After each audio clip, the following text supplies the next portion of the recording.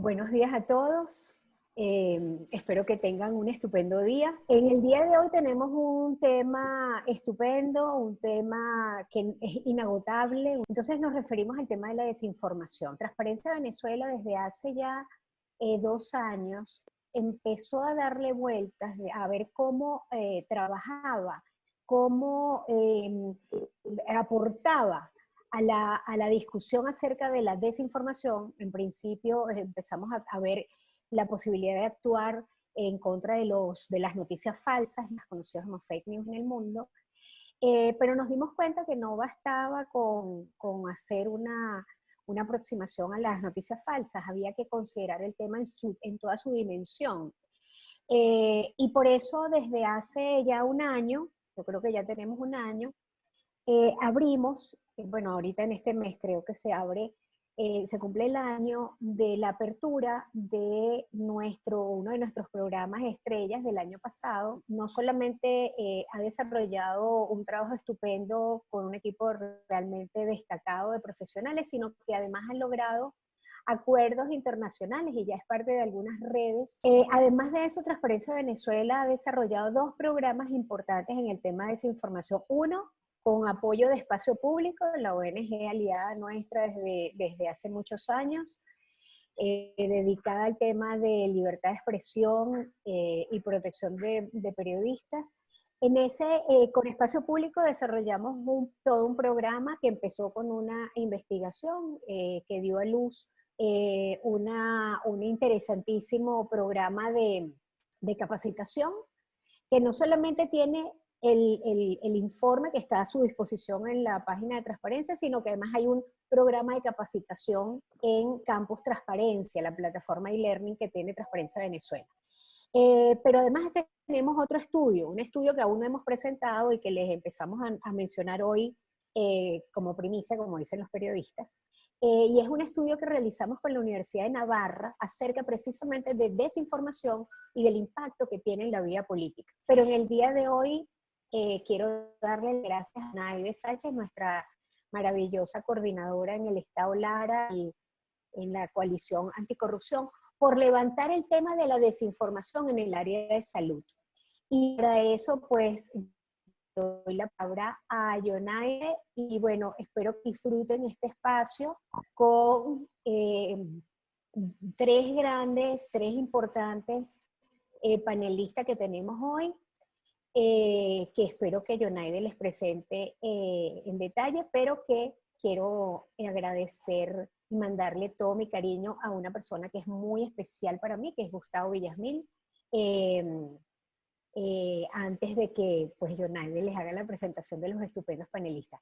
Espero que sea útil este espacio y que podamos seguir discutiendo acerca del impacto de la desinformación y el papel que tiene la desinformación en la destrucción institucional y en la corrupción en Venezuela. Muchas gracias y buenos días. Efectivamente, nosotros hoy queremos hacer un abordaje distinto del tema de la pandemia, de COVID-19. ¿Por qué distinto? ¿Por qué distinto? Porque nosotros lo queremos mirar como un problema comunicacional y lo queremos mirar como un hecho político, porque la desinformación es un hecho político, la opacidad es una política en Venezuela. Entonces nosotros queremos esto desde ese punto de vista. Cuando estábamos discutiendo los contenidos de hoy con nuestros panelistas, yo pude recoger un texto que me parece que expresa muy bien ese abordaje que queremos hacer hoy. Y decían, COVID-19 ha llegado a ser lo que hoy es y lo que será, no solamente porque es un hecho biológico, viral, que ataca al ser humano, sino precisamente por el fenómeno de opacidad y desinformación que significa COVID. Diversos organismos internacionales han estado alertando acerca de la necesidad de proteger la transparencia de la información, sobre todo en casos de emergencia sanitaria y humanitaria como el que estamos viviendo.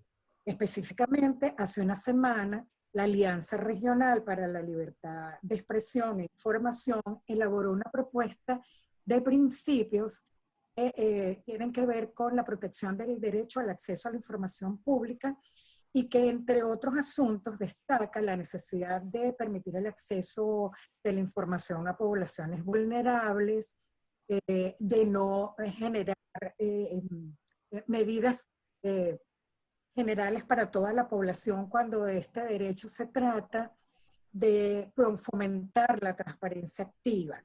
Pero también el 27 de abril las organizaciones, los miembros de la sociedad civil del Comité Directivo de la Alianza por el Gobierno Abierto publicaron un extraordinario comunicado sobre transparencia y COVID-19 y los riesgos que podrían estar allí para abrir un gobierno, destacando también la importancia que tiene la protección de una gobernanza que tenga que ver con el tema de la transparencia.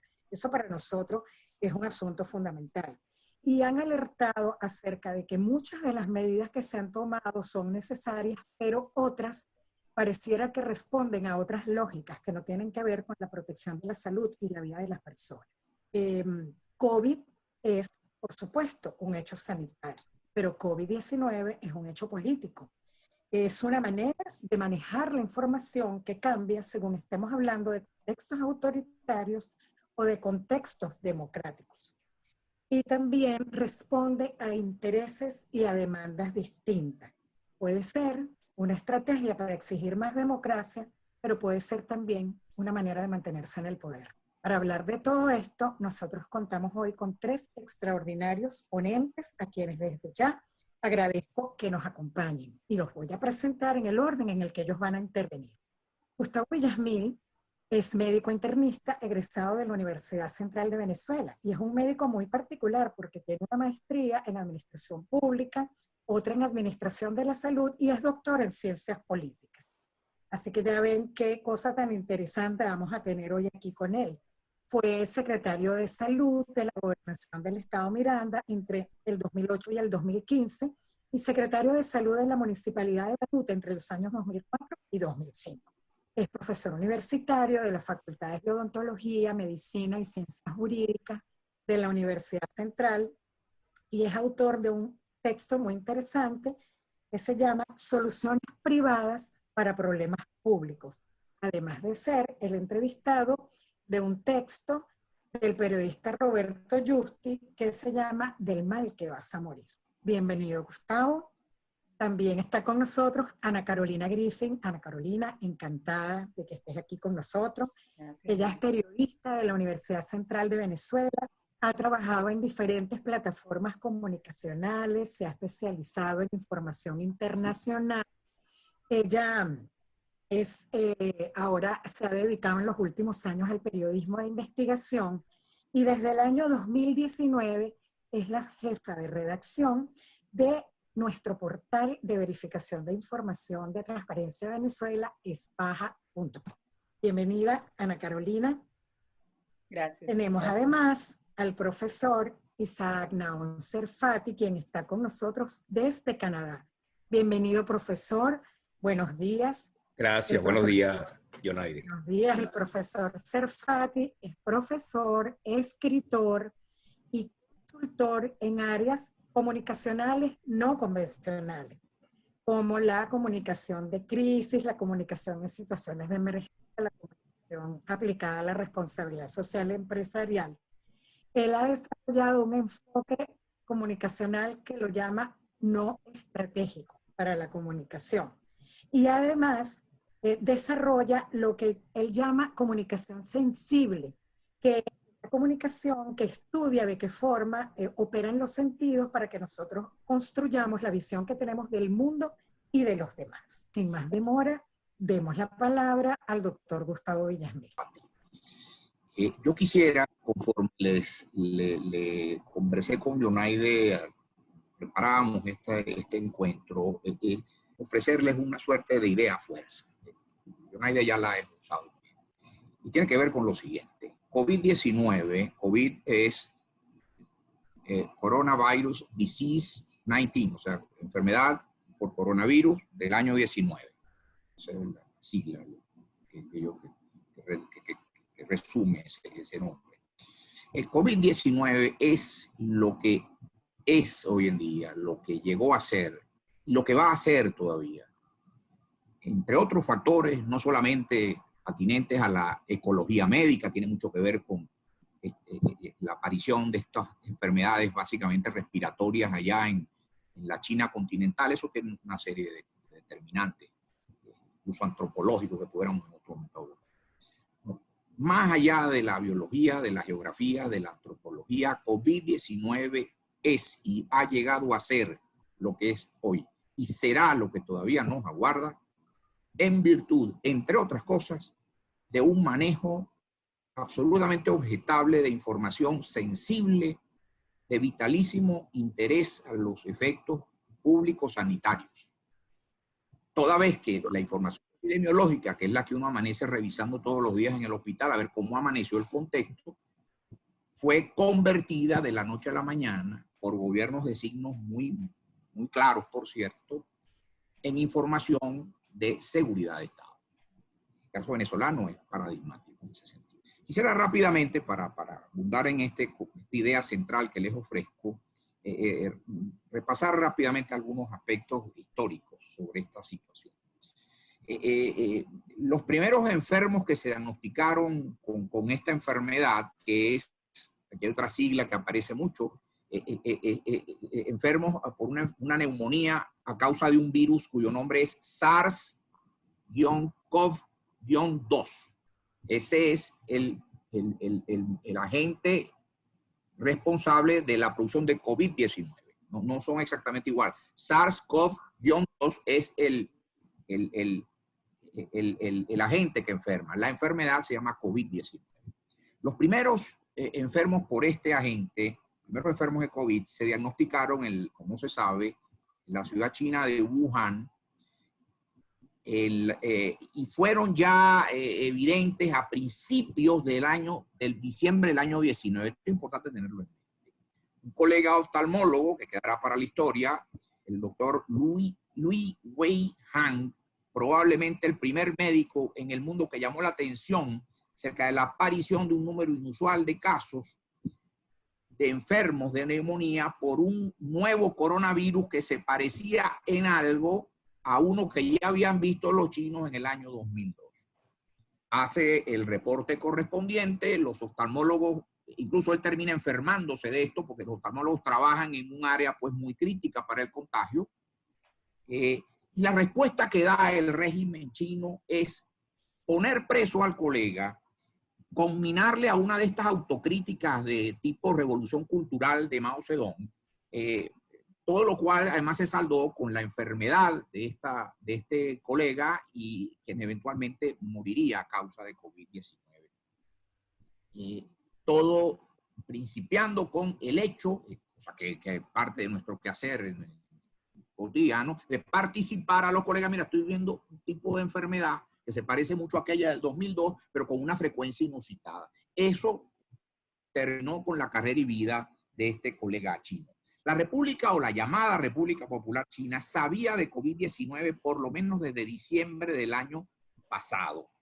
La República de China, con sede en Taiwán, que es la verdadera República China, por cierto, otro tema para otra discusión, lo informó al sistema OMS, en la cual creo que tiene acceso como observadora, no como Estado miembro, por lo menos desde esa fecha, y hay constancia documentada de ello.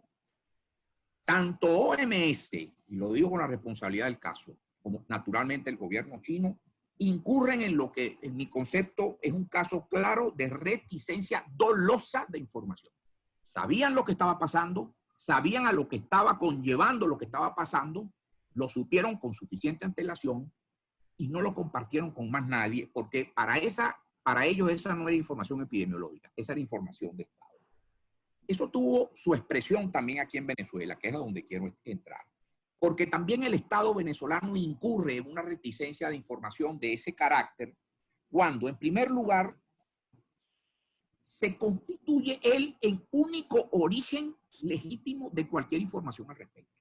En otras palabras, si el Estado venezolano no lo dice, en Venezuela no está pasando nada. Quiero citar un abundamiento lo que dijo mi colega y buena amiga, la profesora María Eugenia Landaeta, que es la jefe de servicio de infecciosas del Hospital Universitario de Caracas, cuando declaró a El Universal el 24 de abril que ellos, viendo no menos de 60 casos diarios de enfermos sintomáticos respiratorios y habiendo tomado muestra para la demostración del virus SARS-CoV-2 en por lo menos 10 de ellos, cada día, nunca tuvieron acceso a uno solo de los reportes del laboratorio en un estudio cuya tecnología está en manos exclusivas del Estado vía el Instituto Nacional de Higiene Rafael. En otras palabras, si no hay información, si no se produce información, no hay hecho alguno sobre el cual informar. Eso es, esa práctica, que es muy propia de este tipo de régimen, pues fue la que se dio, en la que incurrió el Estado venezolano.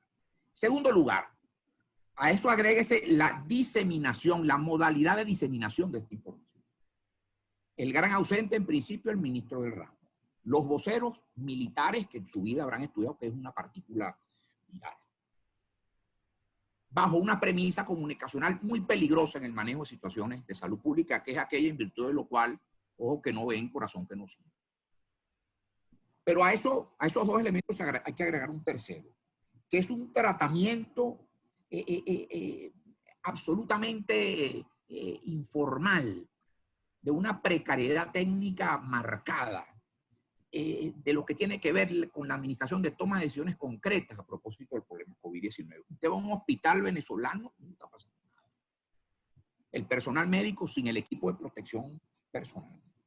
Las instalaciones sin agua incluso, sin aire acondicionado, las instalaciones llamadas a alojar enfermos en aislamiento. Lo acabo de saber de hospitales tan importantes como lo del Estado Zulia.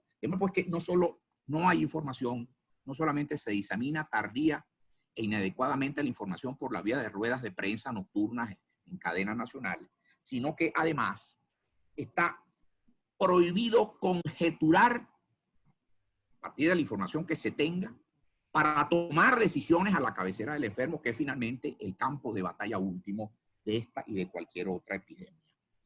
¿Cuáles son las consecuencias prácticas que estas tres actitudes, estos distintos accionares del Estado venezolano están trayéndonos a lo que hemos visto enfermar y morir a venezolanos por esta causa? En primer lugar, que, como decía, creo que era el general Torrijos en Panamá, decía que en estas cosas, en política y en política sanitaria no debe ser la excepción, no hay sorpresas, lo que hay son sorprendidos.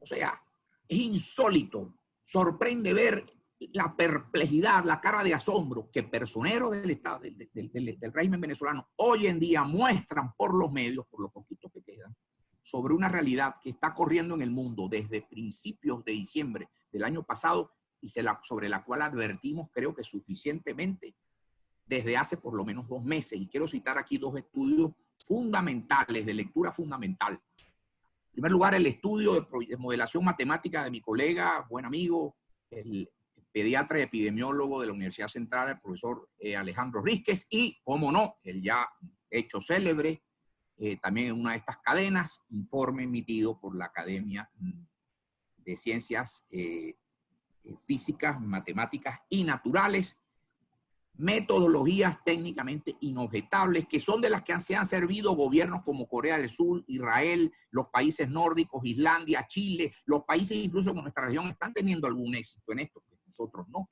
para tomar sus propias decisiones y administrarlas. Se han puesto, y quiero destacarlo, se han propagado algunas especies muy peligrosas. En primer lugar, esto es un COVID-19, es un problema de ricos que vinieron con un cierto vuelo de Iberia de Madrid. Eso no es cierto. Tuve el penoso deber de diagnosticar el primer caso de transmisión comunitaria en Venezuela. 2, la cuarentena se acaba porque el virus pasó de largo en Venezuela. No, el virus está ya circulando intensamente en el país y por eso el importante incremento del número de casos de los últimos días. Y 3, aquí la cosa va a ser leve por la cosa tropical y el calor y el sol, lo cual denota una falta de seriedad, por no decir de conocimiento imperdonable. Por último, la epidemia y sus consecuencias, particularmente lo que tiene que ver con el aislamiento domiciliario, amenaza con empezar a ser instrumentalizada como herramienta de control social y político en medio de una situación que está cruzada transversalmente por otras muchas crisis. Alimentos, abastecimiento, combustible. Es crear eso que mi buen amigo Carlos Alberto Montaner llamaba una perfecta jaula soviética de barrotes invisibles, pero créanme, absolutamente inexpugnables. Esto por no mencionar daños colaterales, como es el tema de la escolaridad perdida, la profundización de la crisis de los servicios, la material quiebra de muchos emprendimientos pequeños, que es lo que le estaba dando algo de oxígeno a una economía agotada como la venezolana. En conclusión, la información, tanto especializada como dirigida al público general, en tanto que recurso vital para la toma de decisiones, no solamente en hospitales, en consultorios, también en comercios, en pequeños negocios, en nuestros propios hogares, está en manos del gobierno. Se sabe lo que el gobierno quiera que se sepa. En consecuencia, opera una suerte de mecanismo orwelliano que trata de materializar una verdad oficial que quien no la cate y quien no la asuma, le ofrecen golpes a su puerta, como aquella película de Saderman, que fue lo que le pasó a los académicos. Finalmente, quisiera terminar diciendo, y ahora sí concluyo, que aquí mala, pobre o nula información en manos de las comunidades sanitarias profesionales, pero en manos de la colectividad, se va a traducir, mis estimados, en más enfermos y en más muertes, porque esta condición llamada COVID-19 sorprende a Venezuela en su punto más bajo desde el punto de vista social y sanitario desde la creación de la sanidad venezolana en 1936.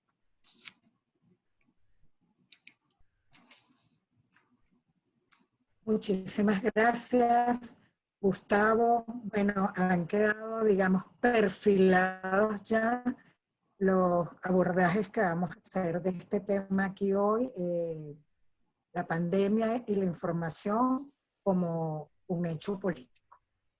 Vamos sin demora a escuchar a Ana Carolina Griffin para ver qué es lo que Espaja tiene que decirnos respecto al tratamiento de la información. Adelante. Buenos días. Les comentaba que, bueno, uno dice aquí buenos días, pero con el mundo de la virtualidad posiblemente estemos dirigiéndonos a gente que ya está en otras horas del día, ¿verdad? Entonces, bueno, un poco queríamos conversar sobre el impacto que ha tenido la información de coronavirus en una página que trabaja noticias potencialmente falsas, ¿no?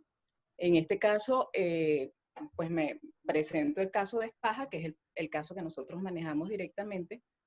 Y yo creo que es importante, antes de meternos en cómo ha sido el tratamiento de las noticias en Espaja, un poco definir o ver cuáles son las características del tema coronavirus que lo hacen tan susceptible de ser un tema muy propio para las páginas de verificación, ¿no?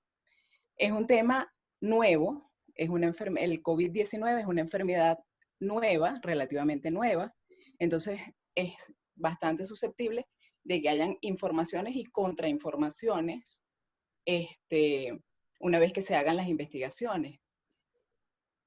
Como es un tema que genera mucho temor, porque es un tema que tiene que ver con la salud y mucho más allá de la salud, con la posibilidad de morir, es un tema muy apetecible para ejercer poder a través de él, ¿no? Porque es un tema que genera mucho miedo.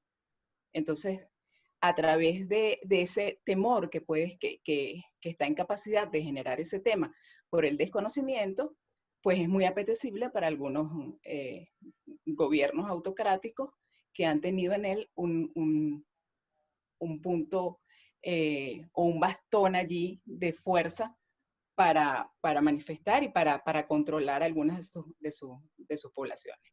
Entonces yo creo que estas dos características hacen del tema un tema muy visible en las páginas de verificación. En el caso de Espaja, el comportamiento de las informaciones de coronavirus no es distinto al comportamiento que hemos hecho del resto de las informaciones potencialmente falsas, ¿no? Y sobre todo no es distinto porque es que aquí no se está aplicando una política diferente por parte de los entes gubernamentales en el tratamiento de la información. La política de opacidad que está presente en todos los otros ámbitos del tratamiento de la información desde el gobierno no es diferente en el caso de coronavirus. Es exactamente igual. Entonces, nosotros hemos registrado desde el mes de febrero, y allí hicimos más o menos, tomamos el 21 de febrero, que es el momento en que comienza a ser mucho más visible la información de coronavirus en el país, hasta el 22 de mayo, y tenemos que el 46% de las verificaciones que se realizaron en Espaja tienen que ver con el tema de coronavirus. Entonces, el coronavirus ha tenido un impacto muy importante dentro de nuestra página. Y ha tenido un impacto muy importante porque es que nosotros estamos trabajando, sobre todo en estos últimos meses, no tanto con las decisiones editoriales para poner en página las informaciones, sino con lo que nos llega a través de WhatsApp. Que de alguna manera lo que este 46% representa la preocupación de la gente en cuanto a las informaciones que ellos consideran potencialmente falsas. Entonces, de ese 46% que hemos verificado y que corresponden a informaciones de coronavirus, el 57% resultaron falsas. Ese 57% viene siendo más o menos el mismo porcentaje de informaciones falsas que nosotros hemos registrado a través de la historia de la página. Nosotros tenemos un porcentaje de informaciones falsas del 60,3% desde que comenzó la página hasta ahorita. Es decir, que no hay una gran diferencia entre el tratamiento, si se quiere, del coronavirus y el resto de las informaciones. Claro, no estoy hablando específicamente, estas informaciones no son específicamente emanadas, o los voceros no son solamente personeros del gobierno. Aquí hay informaciones de las que ruedan por redes que no tienen incluso autoría, ¿no? Entonces, eso es importante hacer la diferenciación. Y otra cosa que nos hemos dado cuenta dentro de es el manejo, eso en cuanto a números, ¿no? Pero ya si hiciéramos un análisis un poco más cualitativo de la información, las informaciones que tienen que ver con voceros del gobierno en relación a coronavirus, no solamente hay una gran opacidad en torno al manejo de cifras, sino que cada vez que se presentan las cifras, se utiliza el tema, se aprovecha pues el escenario para manejarlo políticamente. Por ejemplo, no es solamente decir que hay X número de infectados en coronavirus y que posiblemente es cierto o no, no lo sabemos, sino que además se aprovecha para, por ejemplo, decir que en Colombia, Colombia es el gran generador de sospechosos y personas enfermas de coronavirus que están llegando a Venezuela. O que en Colombia el gobierno de Uribe ha manipulado las cifras, o que en Colombia la gente se está muriendo. Escuchamos una vez a Maduro decir que en Colombia, no sé si fue, creo que fue a Jorge Rodríguez, decir que en Colombia la gente se moría en las calles, ¿no? Entonces, además de la opacidad en cifras, hay un manejo político de la situación, ¿no? Entonces, bueno, básicamente esto ha sido la experiencia de Espaja con el tema del coronavirus, y no es esa curva de la que ellos, por cierto, de la que ellos hablan en materia informativa en Espaja, sí se ha logrado aplanar, porque el tema del coronavirus ha tenido una curva ascendente durante el mes de marzo, pero en abril y mayo ha venido bajando, y ha venido bajando porque el resto de los problemas del país es tan preocupante para la gente, o quizás más que el coronavirus. Entonces, el tema del coronavirus ha tenido un descenso frente a otros temas que la gente está solicitando, como gasolina, por ejemplo, agua, electricidad y alimentación. Entonces, se están creando muchísimos fake y en torno a temas colaterales al coronavirus. Posiblemente en otros, si hiciéramos esta experiencia con otros portales de otros países, el porcentaje de verificación en temas de coronavirus para ellos en este momento quizás sería mayor, pero para nosotros los otros temas que tienen que ver con la cotidianidad del venezolano son tan preocupantes que toman mucho protagonismo dentro de las verificaciones que hace Paja. Entonces, el tema, la curva informativa y de verificación del coronavirus ha venido aplanándose dentro de nuestro portal. Una de las cosas importantes también y que nos ha ayudado a potenciar de alguna manera todo lo que tiene que ver con información sobre coronavirus es la posibilidad de haber estado dentro de una red. Nosotros desde hace más o menos un mes, y a propósito del coronavirus, Paja está en una red latinoamericana de verificación, bueno, una red latina de verificación, porque hay países, hay portales de España y Portugal, y eso nos ha permitido ampliar ampliar el rango donde podemos llegar y nos ha permitido compartir información sobre coronavirus. Entonces, bueno, porque además los procesos de verificación son mucho más lentos que los procesos con los que se produce información falsa, ¿no? Y esto ha resultado pues bastante positivo para poder hacer frente a todo lo que tiene que ver con la lucha contra la desinformación de la epidemia en este momento. Yo creo que ese es básicamente lo que nosotros hemos registrado en cuanto a las informaciones de coronavirus y cómo las hemos venido tratando a lo largo de estos 3 meses más o menos. Muchísimas gracias, Ana Carolina. Increíble que a la gente le está importando más la gasolina, la luz, el gas, aquellas cosas que comprometen su vida de todos los días antes que la posibilidad de enfermarse o qué está pasando con la pandemia. Profesor Serfati, adelante, lo escuchamos. Ya, muchas gracias, Yonaide, muchas gracias a la invitación, muy complacido de estar aquí con el doctor Villasmil y con Ana Carolina Griffin para reflexionar un poco sobre este tema desde el punto de vista de la comunicación y la política. Y yo rápidamente voy a entrar en, digamos, un poco lo que decía el doctor Villasmil en el corazón de mi propuesta para hoy, que es el tema de la fragmentación de la información. Y voy a explicar de qué se trata la fragmentación de la información y cómo la fragmentación de la información contribuye a 2 fenómenos. Uno, a la opacidad, obviamente, pero otro, un fenómeno que a mí me ha interesado estudiar mucho, que es la impresión de transparencia. O sea, cuando sobre todo los líderes políticos y populistas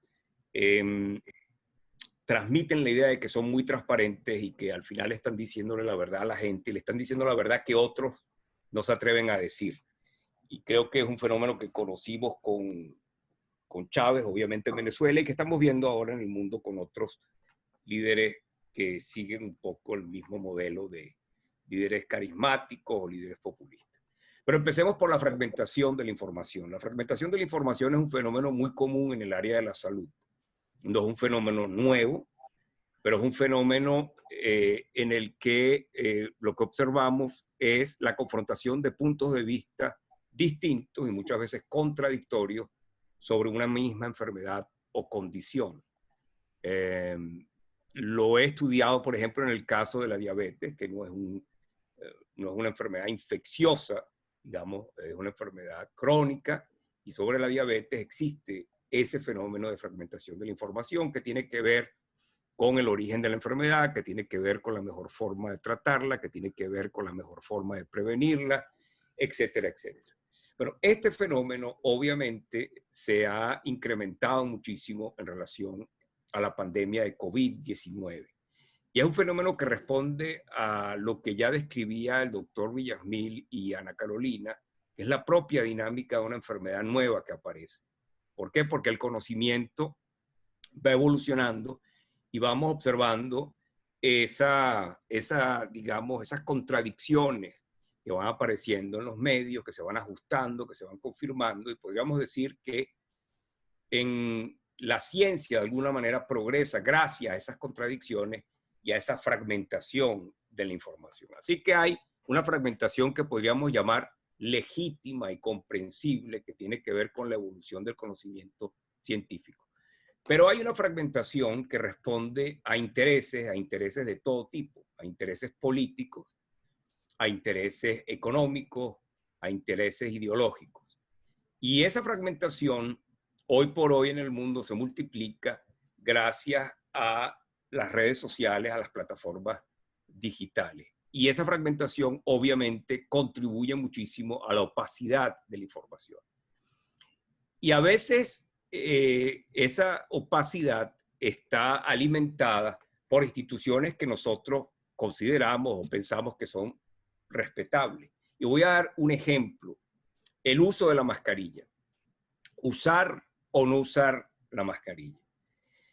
Es un tema sobre el que hoy pareciera que hay consenso, pero la misma Organización Mundial de la Salud en algún momento dijo que no estaba probado que el uso de la mascarilla realmente sirviera para prevenir la enfermedad. Después tenemos a líderes políticos como Trump, por ejemplo, que a pesar de que el CDC, que es su centro de control de enfermedades en Estados Unidos, recomienda el uso de la mascarilla, él insiste que él no la va a usar, o por lo menos no la va a usar en público. Ahí hay un caso de fragmentación de la información. ¿Quién tiene la razón al final? No lo sé. Probablemente sí es prudente usar la mascarilla, pero todo este debate, digamos, en vez de darnos una visión unificada, una visión consensuada de lo que habría que hacer, lo que hace es reforzar posiciones distintas y evita un poco que en ciertos casos se sigan estos lineamientos comunes en salud pública. Otro caso tiene que ver con el tratamiento, los posibles tratamientos, toda la polémica alrededor de este medicamento para tratar la malaria, la ahí se me fue el nombre, la hidrocloroquina. Pues un poco lo mismo, ¿no? O sea, había por ejemplo, un médico francés que insistía mucho en que era un tratamiento eficaz y ha habido toda una polémica alrededor de eso.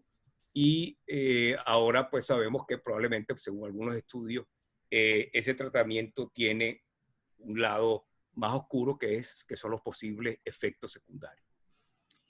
Pero hay otro factor que alimenta la fragmentación de la información en estos tiempos de pandemia, que son las teorías de conspiración.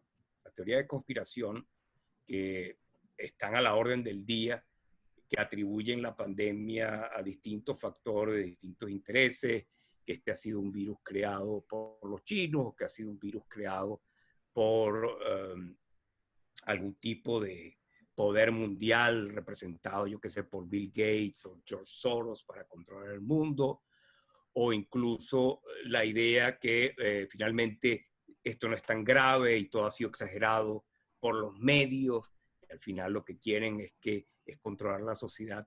Todo este mundo de la conspiración también alimenta estas visiones contradictorias. ¿Y qué hacer frente a esto? ¿Qué hacer frente a esto? Yo creo que hay que ser primero muy prudente con la información. Obviamente, yo creo que la duda metódica y el trabajo que hacen, por ejemplo, ustedes en Venezuela es fundamental en espaja.com, que yo llamo desfragmentar la información. O sea, cómo navegar esta fragmentación, desfragmentarla y cómo darle sentido a estas visiones opuestas y contradictorias. Por supuesto que también es muy importante identificar las fuentes confiables de información, sobre todo fuentes autorizadas como nuestras academias, en el caso de Venezuela, o nuestras universidades, o portavoces tan calificados como el doctor Villasmil o el doctor Julio Castro. Y una tercera actitud o una tercera posición que hay que asumir frente a la fragmentación, yo diría que es dudar de todo aquel que crea que tiene el 100% de la verdad. Porque en este caso, nadie conoce el 100% de la verdad. Alguien que diga, yo estoy seguro que esto es un virus originado en tal laboratorio, en tal sitio, y que esto lo pagó tal persona, y no tengo ninguna duda al respecto. O yo estoy seguro que esto se trata con unas hierbitas y que lo que pasa es que los intereses farmacéuticos no quieren que sepamos eso. Todo aquel, ¿verdad?, que nos presente estas posiciones desde un punto de vista cerrado, dogmático, que no admite la duda, que no admite la crítica, también tenemos que dudar de eso. Es una estrategia aconsejable que yo llamo de desfragmentación. Pero ahora quiero hablar del otro punto, que es el tema de la transparencia, entre comillas, que puede resultar a veces engañosa. Y es la transparencia que muchas veces utilizan los líderes populistas para hacernos creer que ellos nos están diciendo la verdad y que ellos están siendo auténticos en la forma de comunicarle las cosas a la gente. Esta es una transparencia o una impresión de transparencia que produce la impresión que al final este líder nos está hablando como quisiéramos que a nosotros nos hablen. Nos habla en el mismo idioma, en el mismo lenguaje que nosotros quisiéramos escuchar, confirma nuestras creencias, por ejemplo, con respecto a las teorías de la conspiración, y además hace algo que yo creo que es muy peligroso, que es por la vía de saturarnos de información, en el fondo hace que no prestemos realmente atención a ciertos datos, a ciertas informaciones. Es lo que yo llamo la transparencia grotesca. Es un fenómeno que ha sido documentado, obviamente en Venezuela lo conocimos probablemente en su cúspide con el liderazgo de Hugo Chávez, que era el maestro de la transparencia grotesca, no solamente en el uso de la palabra, sino en el uso de la imagen. Pero lo estamos viendo en otras partes del mundo. Lo estamos viendo en este momento en Estados Unidos, lo estamos viendo en países como Hungría, que es la idea de transmitir una cierta autenticidad para darle la impresión a la gente que yo le estoy diciendo la verdad, una verdad que otros no quieren que ellos sepan, que ellos comprendan. Y eso es muy peligroso porque es la impresión de que hay realmente un líder que combate la gran mentira. Hay un líder que es capaz de guiarnos por el camino correcto. Y eso es peligrosísimo porque aparte de, obviamente, ser típico de los líderes y los regímenes autoritarios, tiende a anular un poco nuestro sentido crítico. Esa duda a la que yo me refería al principio, que es fundamental para el trabajo de los periodistas o de personas como ustedes en transparencia que quieren producir eso que yo llamo la desfragmentación de la información. Así que muchas gracias y estoy listo para responder cualquier pregunta o comentario del público. Gracias a los tres por tan interesantes intervenciones, tan sugerentes. Tenemos unas preguntas de nuestra audiencia que creo que también van a servir para complementar una información de tanta calidad como la que nos han dado.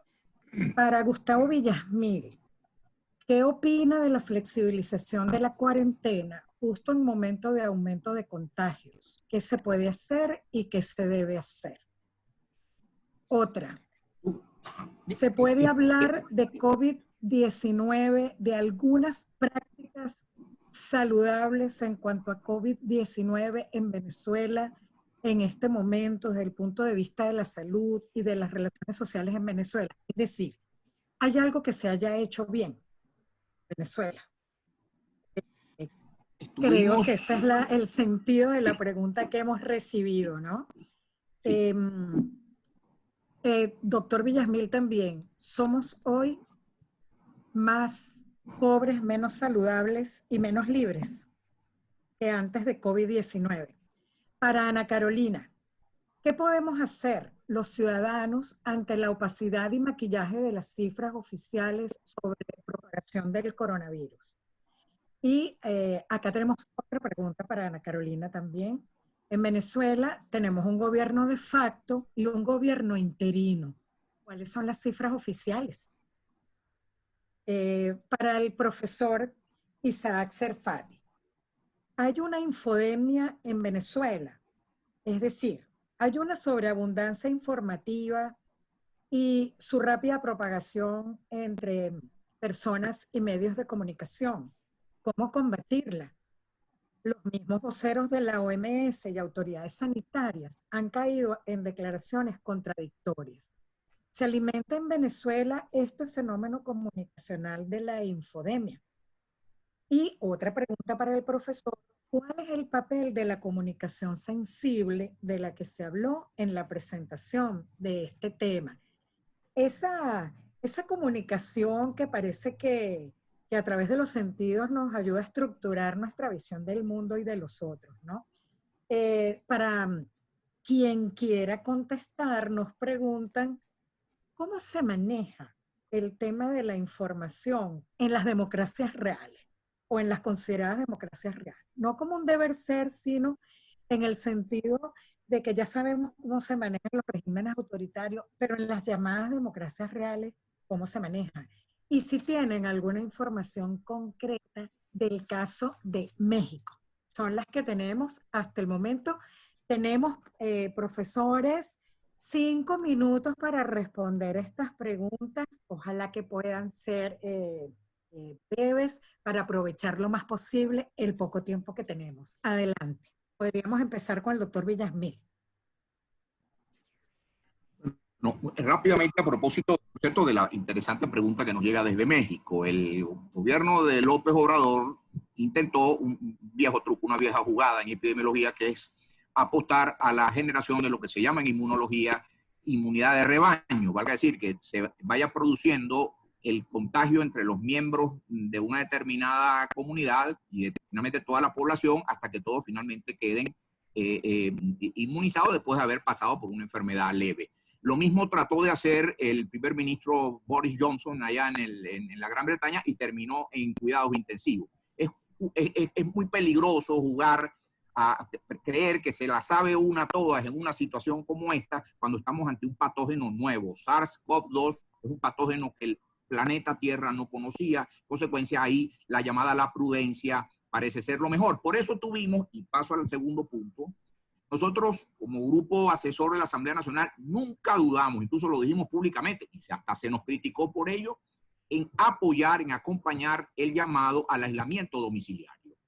¿Por qué? Porque era la manera del famoso aplanamiento, lograr el famoso aplanamiento de la curva, que era manejar el coeficiente de reproductibilidad de esta enfermedad, va a decir, el potencial que tenía un enfermo de contagiar a otro, lo suficientemente, de una manera lo suficientemente sostenida en un cierto tiempo para poder crear en ese tiempo, aprovechar ese tiempo para crear las fortalezas sanitarias de las que Venezuela carecía y sigue careciendo, porque ese tiempo se perdió miserablemente con un régimen dando ruedas de prensa por el Canal 8 y no ocupándose de lo que tenía que ocuparse, que era preparar los hospitales para cuando viniese lo que iba a venir indefectiblemente ante una enfermedad, repito, frente a la que la humanidad toda carece de inmunidad y que no se podía plausiblemente pensar que los venezolanos, como hijos de Bolívar, íbamos a ser la excepción. También eso iba a llegar acá. Termino con el tercer comentario que se hizo. Nosotros acompañamos la medida de aislamiento domiciliario, pero lo dijimos, esto no es Italia, que es la séptima economía del mundo, ni España, que es la número 19 o 20, que tienen regímenes de seguridad social que apuntalan, que respaldan, que apoyan al ciudadano en una situación de contingencia. Este aislamiento domiciliario lo estaba pagando cada economía doméstica en el seno de una macroeconomía, posiblemente la peor manejada en el mundo, una economía doméstica prácticamente de subsistencia y que vive de la remesa. La gente que está en la calle en Petare, municipio Sucre, o que está en la calle en Catia, no está en la calle porque es loca, porque es irresponsable, porque es ignorante o porque no atiende a la información que se le da. No, está en la calle porque para ellos contagiarse es una probabilidad matemáticamente medible. En cambio, abrir la nevera de casa y constatar que no hay nada que comer no es una probabilidad, es una realidad. Entonces ellos prefieren pagar el riesgo, el costo que suponga el riesgo de asumir una probabilidad, porque lo consideran dentro de una racionalidad absolutamente comprensible, menor al riesgo de enfrentar a la realidad de no tener que llevarle nada a sus hijos. Y termino con esto. El problema, y esta pregunta se sitúa creo que más para Isaac y para Ana Carolina, que es el problema del manejo de la información. Nos tocó, estando frente a la Sanidad de Miranda, manejar H1N1, una enfermedad, una epidemia fue muy importante, pero con un virus ya bastante conocido por la humanidad.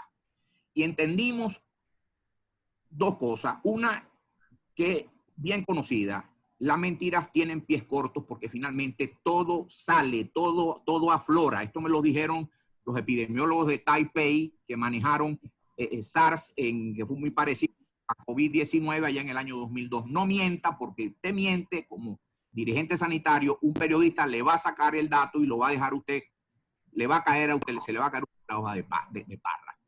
Segundo lugar, llamamos la atención acerca de el juego siniestro, macabro de biopoder, para usar el término aquel Foucaultiano, al que estaba acercándose más y más el gobierno, tratando de hacer de la epidemia un factor de miedo omnipresente en la vida de los ciudadanos para atemorizarlos y con eso tenerlos en sus casas, en un país donde no hay agua, donde no hay luz, donde no hay internet y donde no hay gasolina.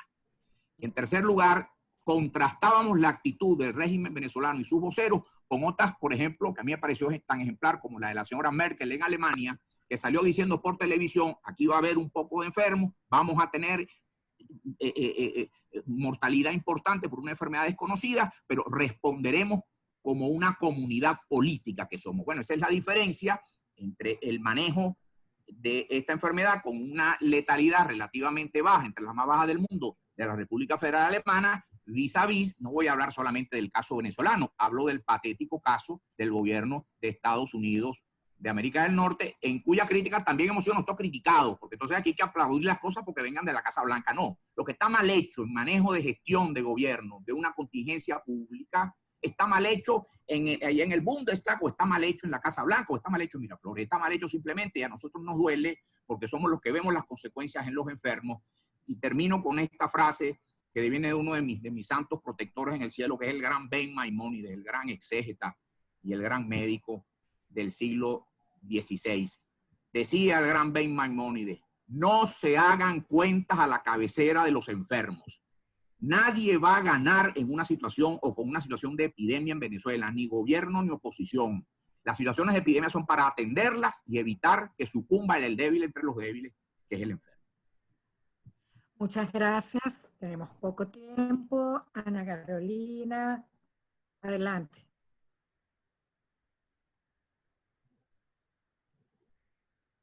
Tu micrófono, por favor, activa el micrófono. Gracias. Sí, nos preguntan cómo enfrentar el maquillaje de las cifras. El drama es precisamente eso, que ante tanta opacidad no sabemos si es un maquillaje.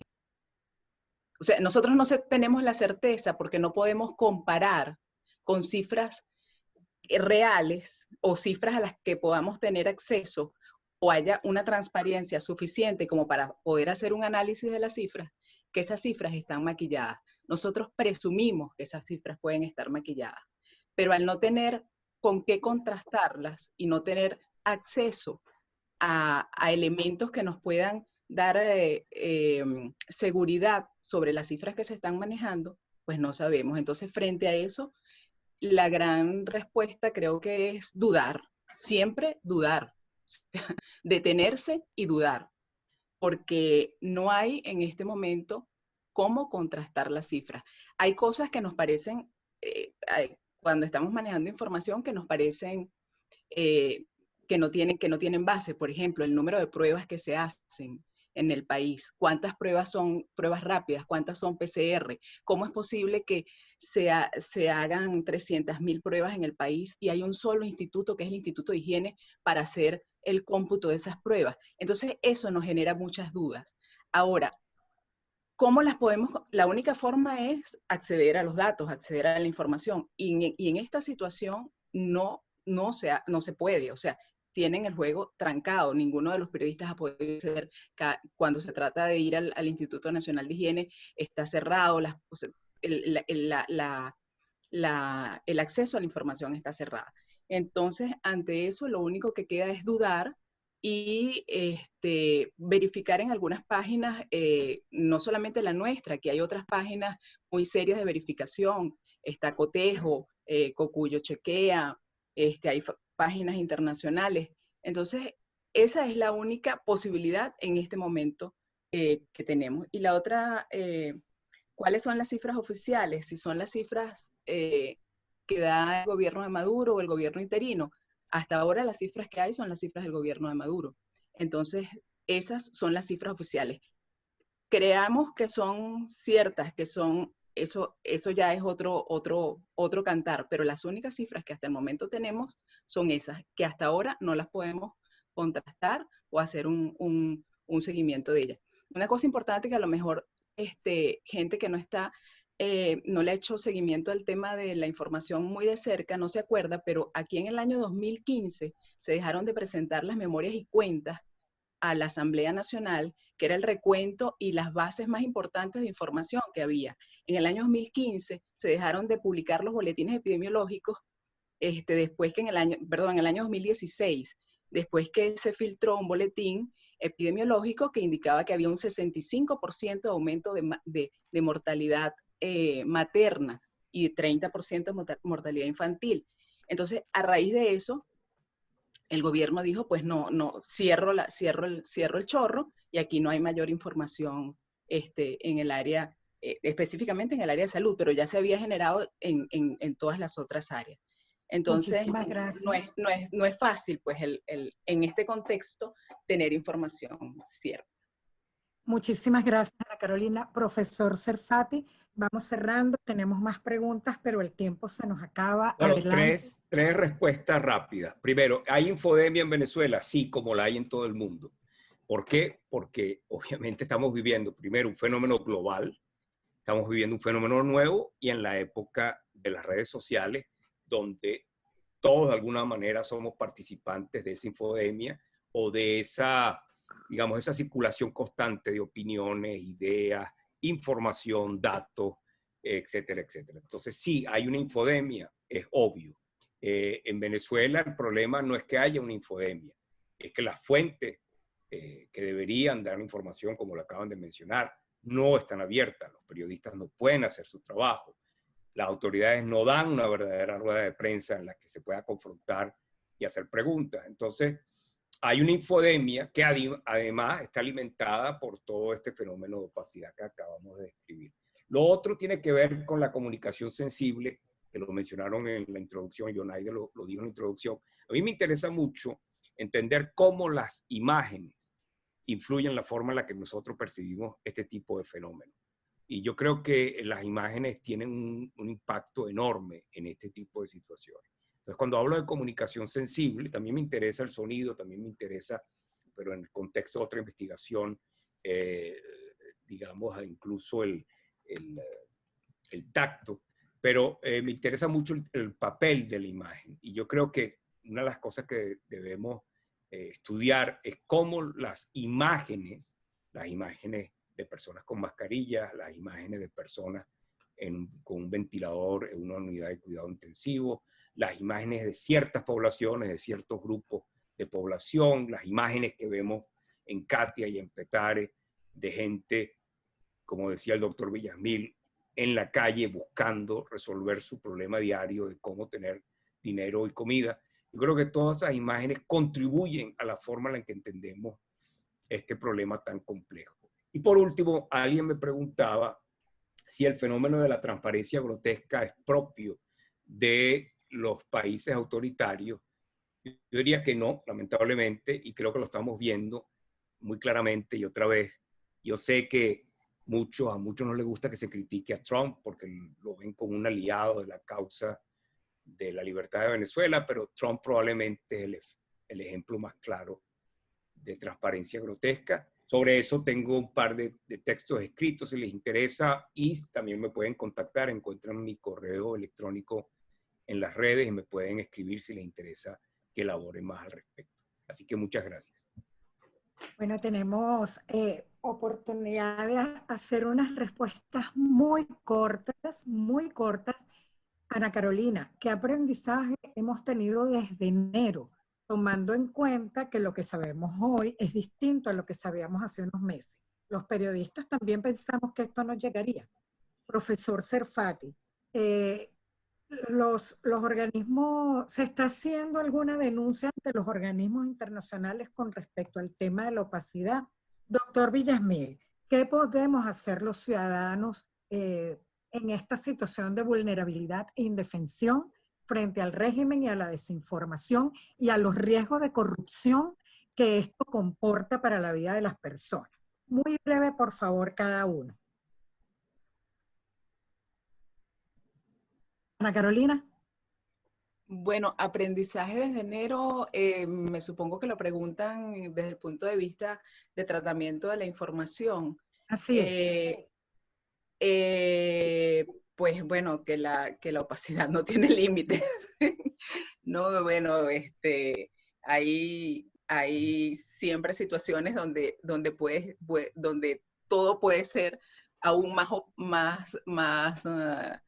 más opaco, ¿no? Entonces, y menos transparente. Y esto es una de las situaciones, pues. Sí creo que también en materia informativa, con los resultados que nos dio Espaja, leyendo un poco los resultados de Espaja, es imposible, o sea, la gente responde a los temas que más le preocupan. O sea, puede ser que en el mundo el tema del coronavirus sea un tema de muchísima preocupación para el ciudadano común. En Venezuela lo es, pero lo es más la sobrevivencia. Entonces, gracias. Eso es un poco la lectura, ¿no? De que no necesariamente está tratado de la misma forma desde el punto de vista comunicacional y nos está dando una lectura de las preocupaciones de la gente a nivel de ciudadanía. Muchas gracias, doctor Villasmil. Perdón, sí, decía, las medidas de autocuidado personal ya suficientemente conocidas y descritas, tratar de favorecerlas, de fomentarlas, consolidarlas ya como hábito en la familia. Esto va a durar y el Estado venezolano carece, el país todo carece de fortalezas incluso mínimas. Les doy un dato sobrecogedor. Lo dio mi maestro, el profesor José Félix Oleta, hace poco. En Venezuela hay un poquito más de 100 ventiladores mecánicos disponibles a escala nacional. Eso lo tiene un hospital español de provincia en 2 o 3 hospitales. Eso lo puede tener un solo hospital en Ottawa, Isaac. Eso es lo que está presente para todo el país, con la mitad de esos equipos en Caracas y el resto a razón de un poquito más de 2 para el resto del país. De modo pues que eso nos dé la medida de hasta qué punto esta amenaza nos sobreviene en un momento de altísima vulnerabilidad, además acicateada por la ausencia o absoluta carencia de soportes elementales en materia de servicios públicos, aprovisionamiento, etc. Nosotros, y hablo por la comunidad médica en general, vamos a estar aquí al lado de los enfermos para ofrecerles lo que tengamos en la mano. No se cuente con menos. Y de ahí para arriba, lo que tengamos que patalear, luchar y pelear para que no se pierda la vida de un venezolano que vive esta situación en un país como este, en la región menos equitativa del mundo, que es Iberoamérica. Por eso es que se decía hace poco que el gran epicentro de esta crisis va a ser ahora Iberoamérica, incluido, por supuesto, el Brasil, que está ya en la cabeza en el mundo, porque además de todo el drama biológico epidemiológico, esto le pilla en medio de un drama social que ya es endémico, porque tiene que ver con la historia dolorosa de nuestros países. Muchísimas gracias, doctor. Profesor Serfati, adelante. Bueno, solamente rápido, porque me decían sí, se ha denunciado ante los organismos internacionales la opacidad del gobierno de Venezuela. Creo que se ha hecho muchas veces antes de la pandemia. Organizaciones como Transparencia, Espacio Público y otros han ido a la Comisión Interamericana de Derechos Humanos para denunciar los ataques contra la libertad de expresión. Eso se ha hecho mucho. Yo quiero revertir la pregunta. Yo creo que ahora también tenemos que denunciar a algunos organismos internacionales que a veces no han sido muy responsables a la hora de informar a tiempo. Primero de ellos, la Organización Mundial de la Salud, que por intereses políticos, por la influencia china, probablemente decidió no informar a tiempo o no darle la importancia y no declarar la pandemia. Otra cosa es cómo se nombran las cosas, y ellos evitaban nombrar este fenómeno como una pandemia por algo que había pasado con el H1N1, no voy a entrar en esa historia, pero no fueron totalmente responsables. Y también a su brazo para las Américas, a la OPS, a quien hemos denunciado por otras cosas, entre ellas por la famosa misión médica cubana en Venezuela y en Brasil, donde se ha explotado a personas y se ha utilizado a personal de salud como personal prácticamente esclavo. Entonces, creo que la pandemia es una oportunidad también para criticar el comportamiento de ciertas organizaciones internacionales que a veces no cumplen con su papel porque representan intereses que no son los intereses que corresponden a su misión. Eso responde a una pregunta que nos había quedado pendiente acerca de cómo queda la confiabilidad de organismos como la OMS o la OPS justamente. Bueno, como vemos, la pandemia ha sido vista en este foro como un hecho político y comunicacional que abarca incluso la gobernanza internacional. Queremos darle las gracias a nuestros 3 extraordinarios panelistas que nos han acompañado hoy, nos han dado una visión alternativa muy interesante que nos permite comprender el porqué de ciertas dinámicas que no responden a preocupaciones estrictamente sanitarias por la salud y la vida de las personas. Queremos invitarles para mañana a nuestro 5º espacio de transparencia, donde vamos a trabajar cuando la corrupción es el virus. Corrupción en el sector salud y los mecanismos para denunciar. Mañana 28 de mayo a las 3 p.m. el 5º espacio de transparencia.